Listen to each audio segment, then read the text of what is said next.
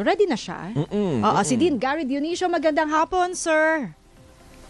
Ay, magandang hapon, Maan and Sandro, at sa mga tagapakinig ng inyong programa.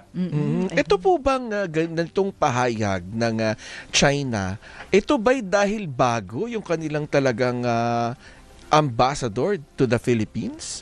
O ito'y dahil talagang ito na yung talagang magiging kilos ng China, nagpalit man o hindi ng ambassador?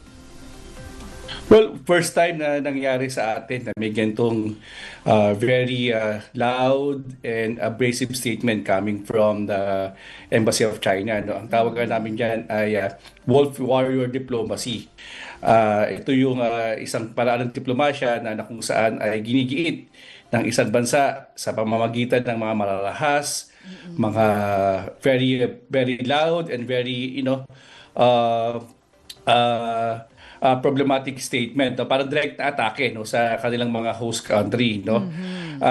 More than that, tama ka doon, Sandro, I agree, mukhang merong coordinated effort itong ganitong mga statement kasama doon sa ilang mga Pilipino na ilan ay mga halal na opisyal na ilang mga mga influencers, no, na also nag sa same sentiment or yung ini-echo yung sinasabi ng embassy ng China. So, nagtutulong kami ng diplomacy dito. Parang first time na nakita namin na meron deputy spokesperson na acting na hindi appropriate, na walang may problem on etiquette, no?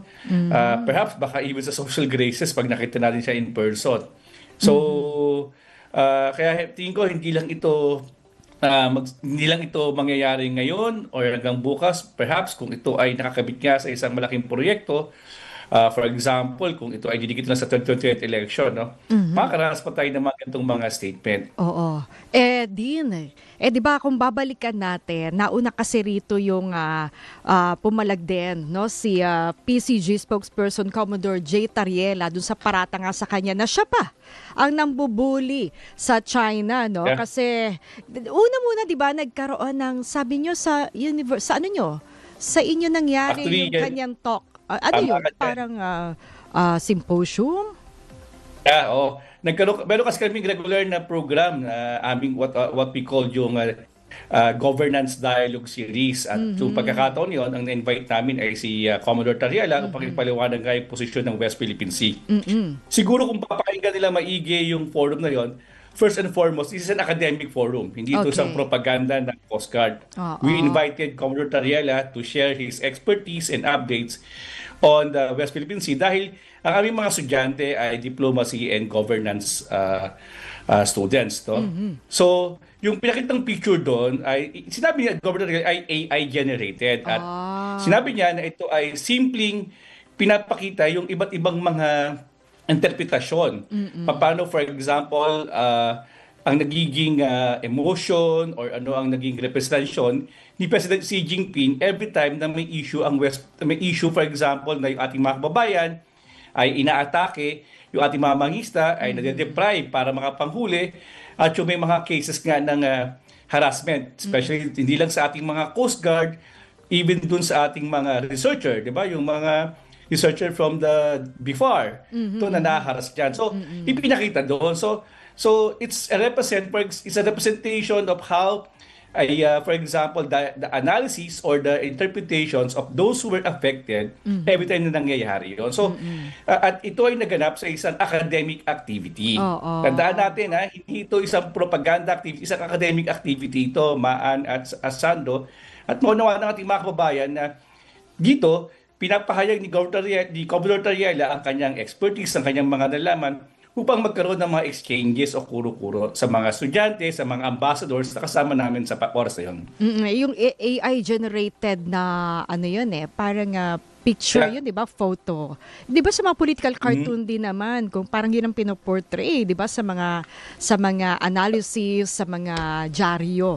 Pero, Tama ka doon. Diba? Kung tatandaan natin, noong panahon ni President Digong, di ba? May mga picture pa nga siyang pinapakita, naka-dirty finger. At kung ano-anong mga itsura. No? Parang, tanggap lang naman ng mga Pilipino. Pero this time around, nakapagtataka tayo, yung isang bansa na alam naman natin ay umaabuso sa ating teritoryo, parang may iba pa tayong mga Pilipino na kinakampihan to. Kaya tama si Commodore Tariela doon kasi we were there, kami ang nag-sponsor nito at it is a clear academic exercise to examine very important issues right now for diplomacy and governance students. Oo, kahapon nga din lumagda sa isang resolusyon yung 15 senador na naghahayag ng sense of the Senate o yung pagkondena nila no sa pahayag ng Chinese Embassy laban sa mga opisyal ng bansa no na pinagtatanggol lang yung ating soberanya at ilan yung hindi.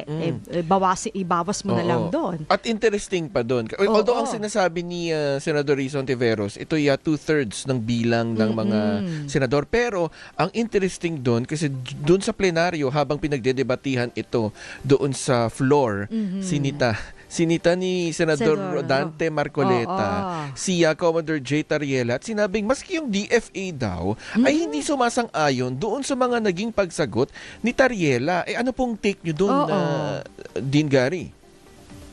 Well, yung ating DFA naman ay nagpahayag na kinol niya yung attention ng embassy ng China at hindi natin alam ano yung detalye ng sulat although sa kanilang formal statement na nilabas today. No? Sasabi na, they called the attention and then reiterated the position of the government, especially yung sasabi ni Pangulong Marcos na dedepensahan niya ang ating teritoryo at siya ay pinaprotektahan niya yung lahat ng mga leader ng ating pamahalaan, both sa executive at legislative, no, na tayo ay nasa sarili nating bansa at malayo tayo makapagpahayag. Ang problema dito, syempre, may mga ilang sector, for example, na parang hindi satisfied, no? Dahil nga walang strongly worded message, no? But hindi nangangahulugan na yun ay hindi pagsang-ayon ng support kay Commodore Tariela, no? It just so happen lang na, syempre, tandaan natin, yung role ng ating Department of Foreign Affairs ay magbalanse din. Pero ako lang, syempre, from the perspective na kung saan ina-attack na yung ating mga leader, importante rin siguro na baka taasan din natin yung ante ng pag-call ng attention. No?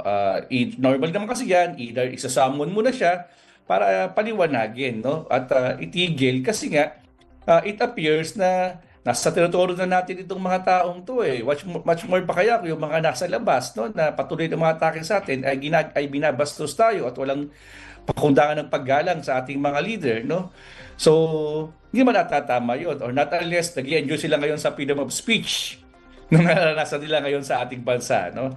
So, yan yung mga sabi ng ibang mga nagsasalita yan. But, of course, ang gusto pa rin natin dito is that at the end of the day, importante na galangin yung ating soberanya, importante na galangin yung ating mga policy at patakaran at maintindihan na meron tayong tinatawag na academic freedom, meron tayong tinatawag na freedom of expression at hindi sila maigi, no, na mas mabigat para sa atin yung mga mangingisda natin na hindi makapagpalayag dyan sa West Philippine Sea dahil patuloy na hinaharang itong mga Chinese Coast Guard sa kabila na maliwanag naman na itong bahagi ng Bahaw de Masinloc, yung Scarborough Shoal, at iba pang mga bahagi dyan sa West Philippines ay sa atin naman.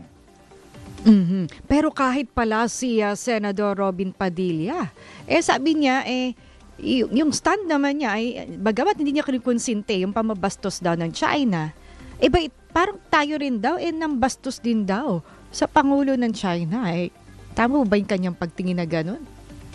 Ang unang problema ko dyan sa statement niyan ay parang may admission siya dun sa kanyang parang sa privilege hour niya na okay sa kanyang tagurian siyang pro-China. No? Medyo doon pa lang, medyo kinakabahan na ako kasi sabi niya, kung ako sa inyo pro-China, okay lang sa akin.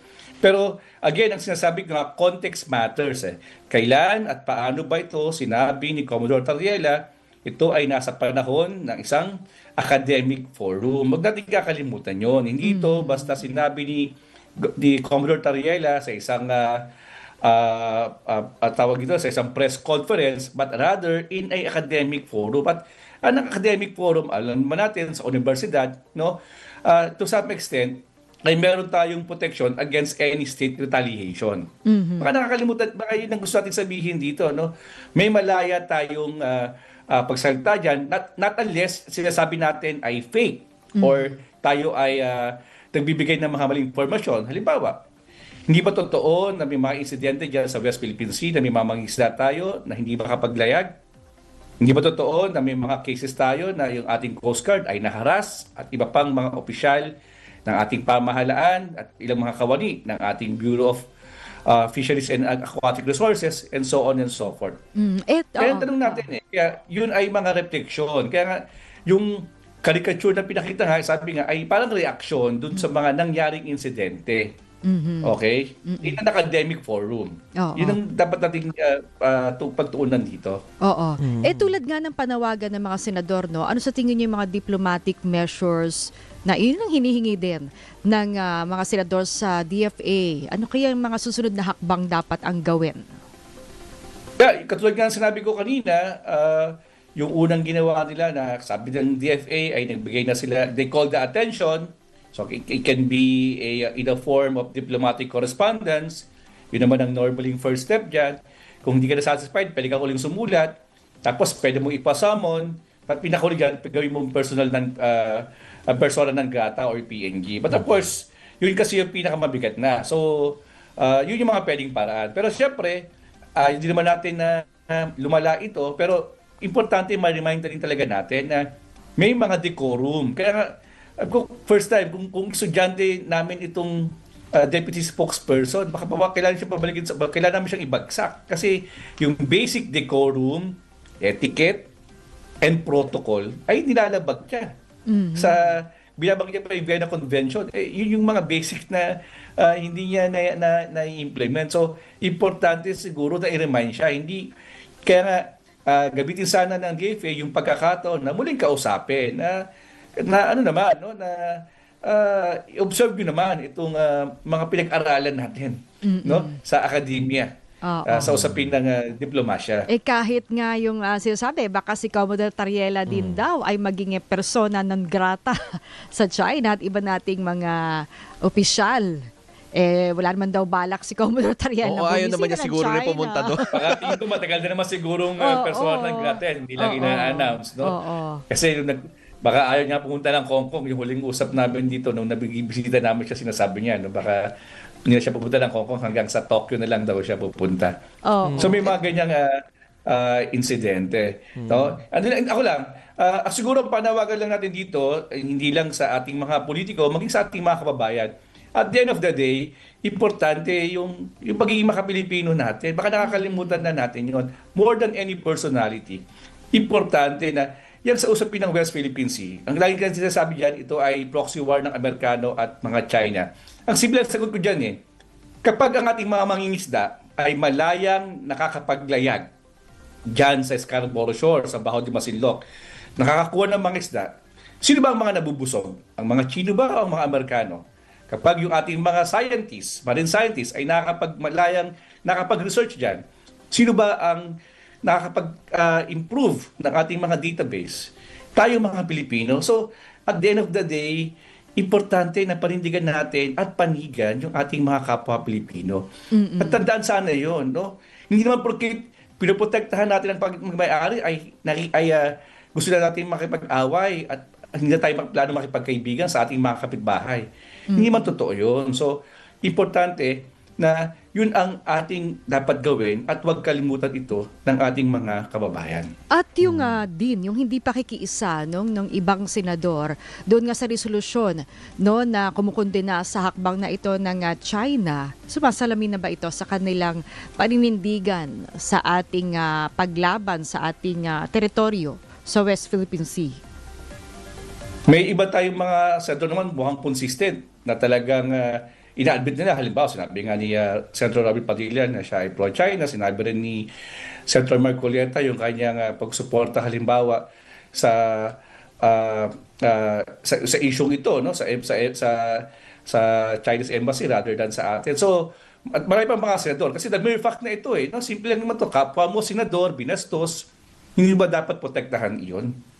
So ganun lang kasimple yun eh. So they claim to be isang senado, isang kapulungan, mataas na kapulungan, kapag mga senador, kahit hindi kayo magkasundo, for example, di ba, sa mga usaping politika, pero yung decorum, social graces, etiquette, ay lantaran ng hindi pinatupad o inobserve ng isang dayuhang opisyal, no, sa ating bansa. Di ba kahit yung sense of Senate, hindi naman, konting ano naman, no, parang konting suporta naman, no? So ganyan. Pero it appears na hindi. So mukhang pinapakita nila yung kulay nila na mas pabor sila sa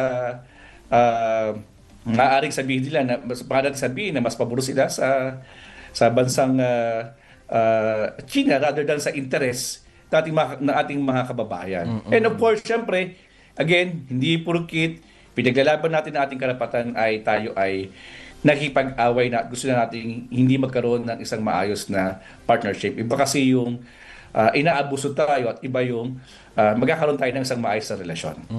So, kumbaga sa magkakapatid, parang yung si Bobby. Bakit parang kasalanan ko? Bakit parang kasalanan ko? Bakit Sabi ni ako? bakit ako? Ba't parang kasalanan ko? Pinagtatanggol ko lang naman yung West Philippine Sea na atin. Yun ang ibig sabihin ni Commodore J. Tariela. Maraming salamat po, Dean Thank Gary. you. Maraming salamat, Maan at Sando. Ingat po kayo. Ingat po kayo. Yan po si Dean Gary Junicio ng School of Diplomacy and Governance ng De La Salle College of St. Benilde.